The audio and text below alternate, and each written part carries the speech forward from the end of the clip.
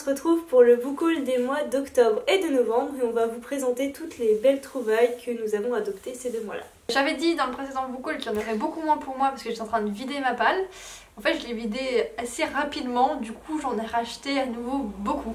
Donc on commence tout de suite avec un livre que je n'ai pas réellement acheté puisque j'ai participé à un crowdfunding sur Ulule.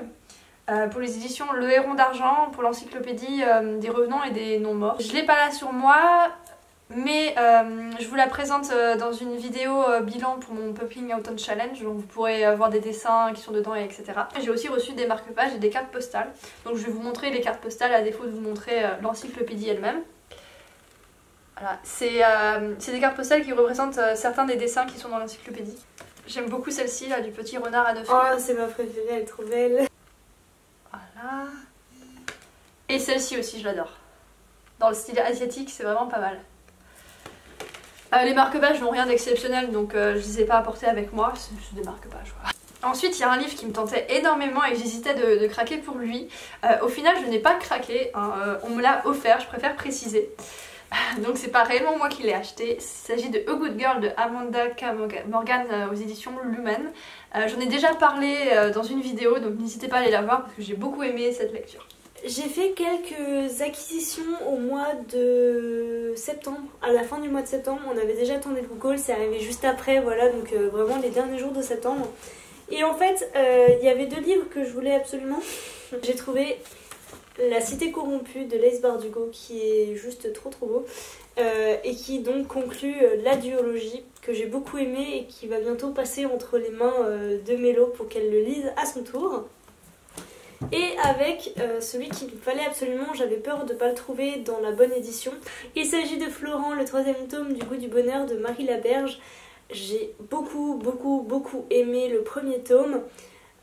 J'ai sauté sur le tome 3 dès que je l'ai vu d'occasion parce que j'ai du mal à les trouver en fait dans ce format là, dans cette édition là. Pour compléter la commande, j'ai pris La Reine solitaire donc de Robin Hobb, c'est le tome 6 de L'Assassin Royal. Donc dans la collection Piment, j'ai déjà un certain nombre de tomes, alors je sais pas combien sur les 13, je ne sais pas exactement combien j'en ai déjà, mais l'idée c'est de compléter la collection au fur et à mesure, mais toujours dans la même édition. Le lendemain est arrivé Adélaïde, donc le 2e tome du Goût du bonheur, que j'étais super contente de trouver dans la bonne collection. Donc ça y est, maintenant j'ai le tome 2 et le tome 3, je vais pouvoir la terminer. J'attends la semaine à lire pour me lancer dans ce 2e tome, être tranquillement en vacances et le savourer. Dès sa sortie, il y a un livre que je n'ai pas pu m'empêcher d'acheter immédiatement. Il s'agit du 3e tome de Endgame, donc les règles du jeu de James Frey et Niels Johnson Shelton. Voilà, donc je l'ai lu depuis le temps, puis je vous en ai fait un retour, donc n'hésitez pas à aller voir la vidéo si ça vous intéresse. C'est une saga coup de cœur pour moi. Ensuite, j'ai pris en même temps le 3e tome de Kasane, hein, donc j'en achète à peu près un par mois environ. Parce que c'est un manga qui me plaît beaucoup et j'ai du mal à pas les acheter tous d'un coup parce qu'il y a beaucoup de suspense. Et j'ai dû faire mon achat de la saison chez France Loisirs et dans leur catalogue il y a un roman qui m'intriguait énormément. Il s'agit de Piégé de Christy Sebesti, donc je vous en ai également déjà parlé assez récemment d'ailleurs. C'est une super romance dans le Londres de 1853 que j'ai vraiment beaucoup aimé. J'ai eu pas mal de chance sur le mois de septembre parce que, enfin même août d'ailleurs, parce que j'ai participé à 2 concours. Le premier c'était le concours proposé par le magazine littéraire Esprit Livre que je vous engage à feuilleter au moins. Vous pouvez le trouver sur Facebook je crois. Qui avait organisé un concours à l'occasion de la sortie des Enfants de Venise de Luca Di Fulvio aux éditions Slatkin & Co, j'imagine. J'avais beaucoup entendu parler du Gang des rêves qui me faisait assez envie. J'ai eu la chance donc de gagner ce concours, je suis super contente. Il y a eu un petit retardement avec la maison d'édition, donc je ne l'ai reçu que toute fin septembre. Donc c'est la raison pour laquelle je vous le présente maintenant. Le 2e concours auquel j'ai participé, et alors là, j'y croyais pas, je pense que le karma était vraiment bon pour moi ce mois-ci. C'était le concours organisé par la maison d'édition Lumen pour la sortie de The Crime, que j'ai gagné.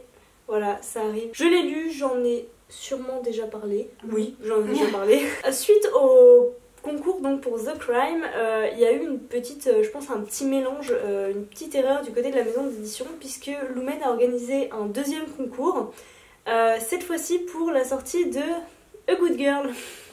Alors c'est un concours auquel je n'ai pas participé, déjà parce que moi il me faisait pas super envie, et ensuite parce que Mélo l'ayant déjà, j'aurais pu éventuellement lui emprunter. C'était très drôle parce que je l'ai reçu le jour même où on sortait la vidéo où Mélo en parlait. Je me suis dit oula, qu'est-ce qui se passe?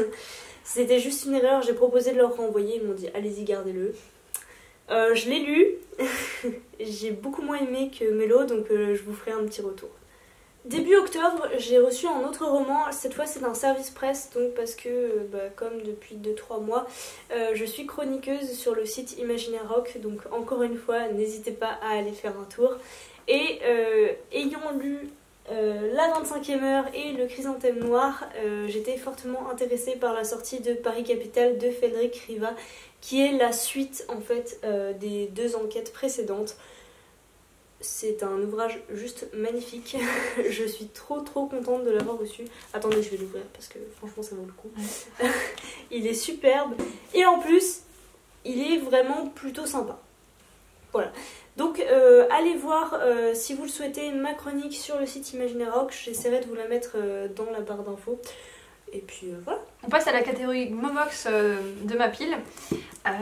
Avec Le Jour des fourmis de Bernard Werber. En fait j'ai profité d'une commande de Mélie pour qu'elle l'ajoute dans sa commande et qu'elle le prenne, et comme ça j'ai pas à faire une commande juste pour un livre. Parce que j'avais le 3e tome, j'ai commencé à acheter le 3e tome d'occasion, après j'ai acheté le 1er tome parce que je l'ai trouvé d'occasion aussi, puis du coup pour lire le 3e tome il me fallait le 2e, donc voilà.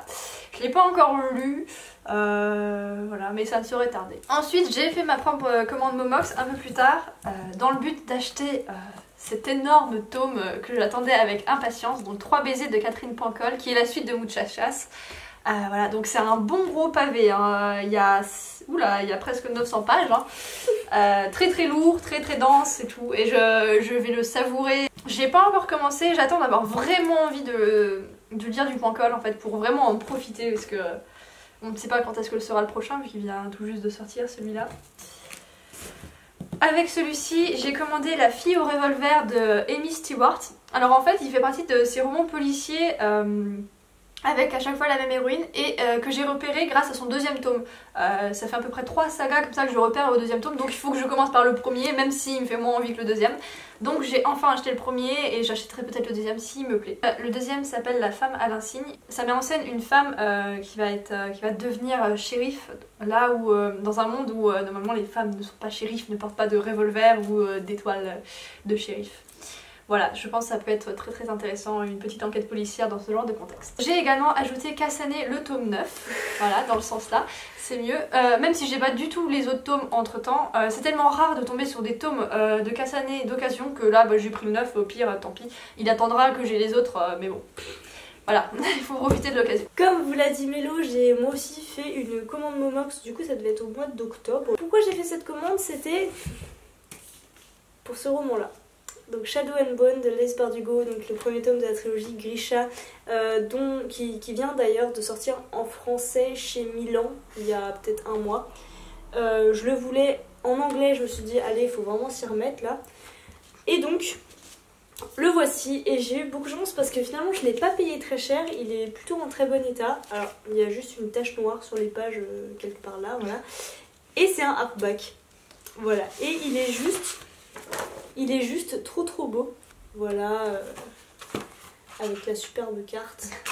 Je la trouve trop belle franchement. Ouais. Donc maintenant il me reste plus qu'à trouver le 2e et le 3e tome en anglais, si possible en hardback, histoire de faire joli. Pour compléter la commande, et parce que il me manquait, c'était les 2 derniers tomes qui me manquaient d'ailleurs au livre, qui sont juste au-dessus là de la tête de Mélo. Il s'agit de Chronique du bout du monde de Paul Stewart et Chris Riddell. Donc en fait c'était dans le cycle de Quinte, il me manquait le tome 1 et le tome 2 il me semble, donc La malédiction du luminaire et Les chevaliers de l'hiver. Alors La malédiction du luminaire a pris très cher, il est dans un état assez lamentable, j'ai même dû mettre des petits bouts de scotch en haut parce que la couverture commençait à se retirer. Mais ma collection est complète. Un deuxième livre en anglais, c'était ma commande anglophone. Et il s'agit de Heartless de Marissa Meyer. Donc il faisait partie de ma liste, comme Grisha d'ailleurs, faisait partie de ma liste pour la rentrée littéraire du net. Comme Grisha, j'ai aussi décidé de me lancer en anglais, encore une fois pour la même raison, parce que j'ai envie de progresser, tout ça. Et que, alors c'est Two Faced Lizzie qui a beaucoup aimé ce roman et qui conseillait de le lire en anglais parce que elle savait pas trop ce qu'allait donner la traduction. Donc je me suis lancée, j'avance assez lentement, non pas parce que c'est pas bien ou parce que je comprends pas, mais parce que j'ai pas le temps. Mais pour l'instant, j'aime bien, c'est sympa. Et comme il me restait encore, je pense, quelques euros à mettre afin d'avoir la livraison gratuite, ça y est, j'ai pris Yano Vera de Jean-Philippe Jaworski. On m'a dit que c'était un pilier de la fantaisie française. Enfin, j'ai envie de savoir un peu ce que ça vaut. À France Loisirs, il y a un truc très intéressant, c'est qu'on peut revendre ses livres et ils nous donnent en échange un bon d'achat. Donc avec ma vente, j'ai pu m'acheter seulement 2 livres, mais c'est déjà pas mal franchement. J'ai pris La Chimiste de Stephenie Meyer. Donc en fait, c'est l'auteur de Twilight et des âmes vagabondes. Donc je me suis dit, bon, j'ai quand même pas mal aimé ses romans. Je vais tester La Chimiste qui a un pavé de 700 pages, donc voilà. Et j'ai également pris Sherlock, Lupin et moi, le tome 1, Le mystère de la Dame en Noir. Donc en fait c'est une histoire policière racontée par une Irène Adler de 12 ou 13 ans qui devient amie avec Sherlock et Arsène Lupin qui ont à peu près le même âge qu'elle. Donc d'habitude j'aime pas quand on reprend des personnages qui n'appartiennent pas à l'auteur, mais là vu que ça mettait en scène 3 personnages assez exceptionnels, je me suis dit pourquoi pas. En plus la couverture est très belle. En fait les livres de France Loisirs sont toujours très beaux en général, de plutôt bonne qualité. Il y a des petits dessins de journaux de l'époque, etc. Je viens actuellement de le finir, donc oui c'est pas mal, c'est très jeunesse hein, bien sûr, mais ça se lit bien. Voilà, et bon j'ai pas retrouvé le même Sherlock que dans les Conan Doyle, mais bon.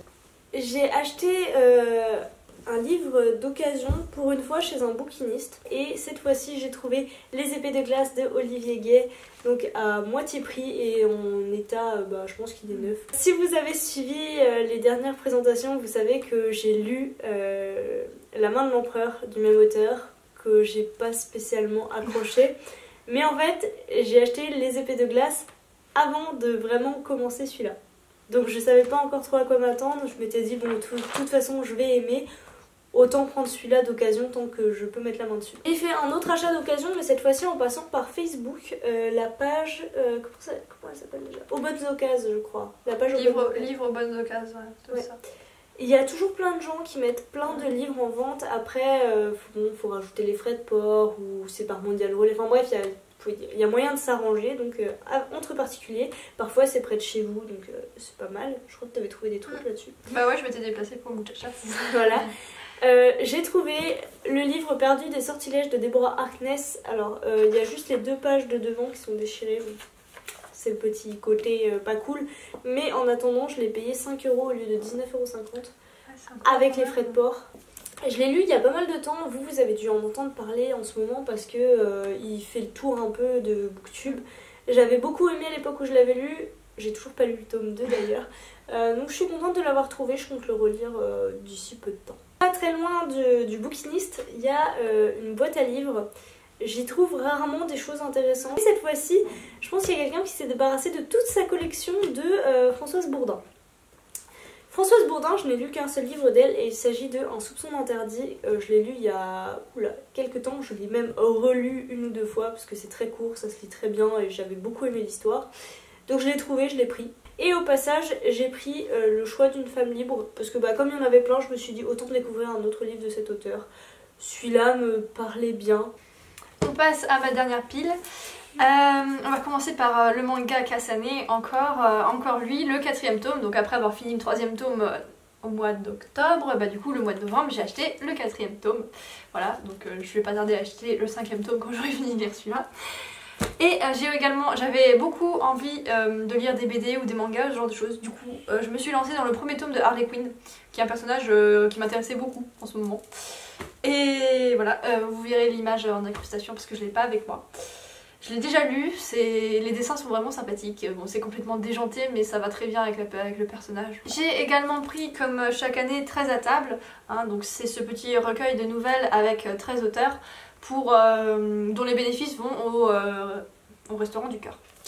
Donc c'est un livre qui est vraiment pas cher. À chaque fois, il y a toujours 3-4 auteurs qui me plaisent beaucoup, que j'adore là-dedans. Donc notamment Maxime Chatham, Karine Gibel. Ah bah tiens, il y a Françoise Bourdin. Voilà. J'ai vu. Il y a Michel Bussy aussi que j'ai envie de découvrir parce que j'en entends beaucoup parler en ce moment. Eric Giacometti. Léla Slimani. Je connais pas du Agnès tout. Martin-Lugan. Ça me dit quelque chose. Karine Christian Gibel. Jacques aussi que j'ai envie de découvrir.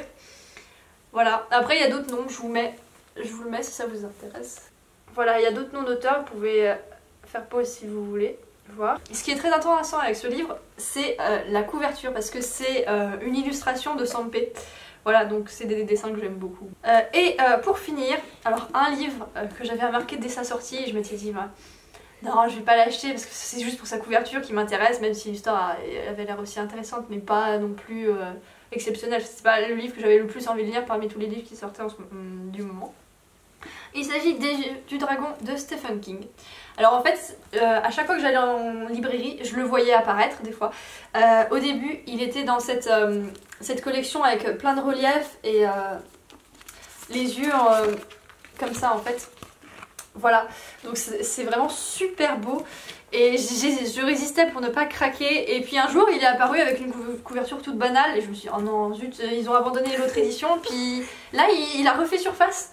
Donc je me suis dit, bon, c'est peut-être le moment de l'acheter. En plus, il est qu'à 16 €, franchement, pour la qualité du livre. Je trouve ça vraiment pas mal. 400 pages, 16 €, du relief, des dessins. Et il y a même des dessins à l'intérieur qui sont vraiment très très jolis. Donc franchement, ça vaut le coup. Et en plus, l'histoire est très intéressante. Je pense que ça va me permettre d'attendre la sortie du dernier tome du Trône de Fer qui tarde à venir. Puisque c'est l'histoire d'un royaume avec deux fils de rois qui vont certainement se battre pour le trône. Pour ma part, il me reste 2 livres à vous présenter. Le premier, c'est Celle qui venait des plaines. Je ne l'ai toujours pas commencé, je vous en ai déjà parlé si vous avez suivi le unboxing de la box 1001 box du mois de novembre. Ouais, ça doit être novembre. Voilà, donc je vous mettrai la vidéo en barre d'infos dans le petit. Voilà, très joli livre. Cette fois, les pages sont vertes. Hein, voilà, c'est original. C'est très court. Il me faisait pas super envie quand je l'ai découvert dans la box, mais plus j'y pense, plus je me dis que ça peut être très intéressant. Le tout dernier livre que je vais vous présenter, c'est un achat neuf. Il est magnifique, il est aussi assez cher. Il s'agit de La Belle Sauvage de Philippe Pullman, donc vraiment magnifique. Je pense que vu toute la com qui a été faite autour de ce roman, vous n'avez pas pu passer à côté. J'ai adoré la trilogie À la croisée des mondes. J'ai envie de ressombrer dans cet univers, j'ai envie d'avoir plus d'explications sur la poussière. Et j'ai envie de retrouver la plume de Philippe Pullman, donc tout ça dans un même roman, ça me paraît fort intéressant. Je l'ai acheté dès le jour de sa sortie, j'ai appelé ma librairie le matin pour qu'ils me le mettent de côté. Et pourtant je l'ai toujours pas commencé. Oui, ce n'est pas logique. Voilà, ce book haul est fini. Je vais pas vous dire comme la dernière fois que dans le prochain il va être plus petit parce que finalement en 2 mois j'ai le temps d'acheter et de lire pas mal de livres quand même. On espère que ce book haul vous aura plu comme d'habitude. N'hésitez pas à mettre dans les commentaires ce que vous avez acheté ces 2 mois-ci, ce que vous en avez pensé, etc. Et puis on se retrouve la semaine prochaine pour une nouvelle vidéo.